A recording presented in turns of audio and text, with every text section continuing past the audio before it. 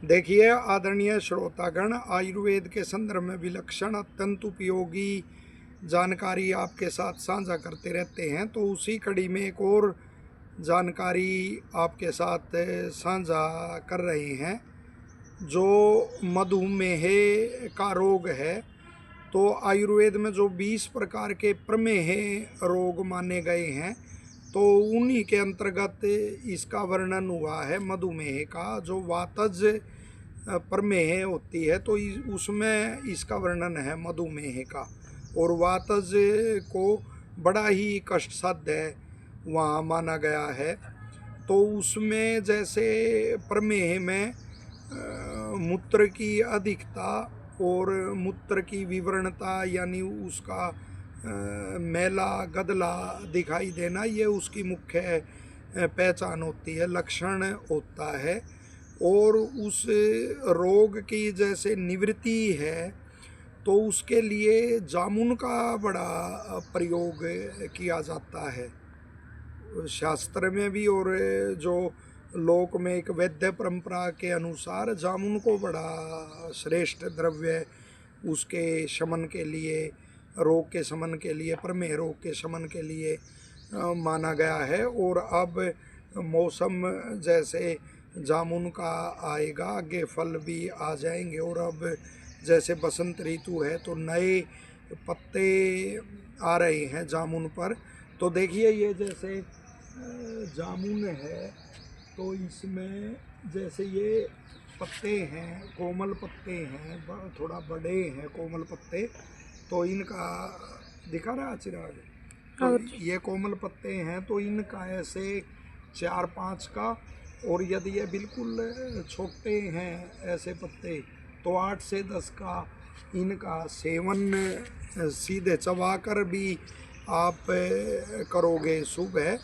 और लंबे समय तक तो नहीं, आरंभ में 10 दिन के लिए, फिर थोड़ा गैप दिया, फिर 10-15 दिन के लिए ऐसे सेवन करने से निश्चित तौर पर उसमें मधुमेह में लाभ मिलता है। क्योंकि जामुन को मूत्र संग्रहणीय द्रव्य के अंतर्गत इसका उल्लेख हुआ है। और प्रमेह रोग में मूत्र अधिक आता है, तो मूत्र का संग्रह करना वो व्याधि का जो लक्षण है, तो उसके विपरीत ही यह चिकित्सा होती है। और यह बड़ा ही एक लाभदायक वो रहता है, प्रयोग रहता है। साथ ही जब फल आता है, तो उसकी गुठली है, या वैसे पंसारी को मिलता, पंसारी के पास भी मिलता है, तो उसकी मिग्गी का चूर्ण भी 3 ग्राम मात्रा में सुबह पानी के साथ सेवन करने से उससे भी शर्करा का शमन, मूत्र में जो शर्करा है उसका शमन निश्चित तौर पर होता है। लेकिन ध्यान रखना है, यदि कोई आप इंसुलिन आदि ऐसे मधुमेह को घटाने की वो औषध का प्रयोग कर रहे हैं, उसको फिर तो लेनी नहीं चाहिए यह, वरना और उससे घट के और विपरीत ही प्रभाव पड़ेगा। तो उस समय ध्यान रखना चाहिए, चिकित्सक की सलाह से ही इसका प्रयोग करना चाहिए। साथ ही लो शुगर है जिसकी, उसको भी नहीं इसका सेवन करना चाहिए, क्योंकि उससे तो और भी है घट जाएगी। साथ ही देखिए उनके लिए एक बहुत महत्वपूर्ण जानकारी और देते हैं मधुमेह के रोगियों के लिए। जैसे इस रोग में अत्यधिक बैठना, अत्यधिक एक जगह बैठे रहोगे, निश्चित तौर पर यह रोग बढ़ेगा। दिन में सोने से निश्चित तौर पर यह रोग बढ़ता है। गन्ने का रस जैसे गर्मी में आता है, गन्ने के रस का सेवन करने से बढ़ता है।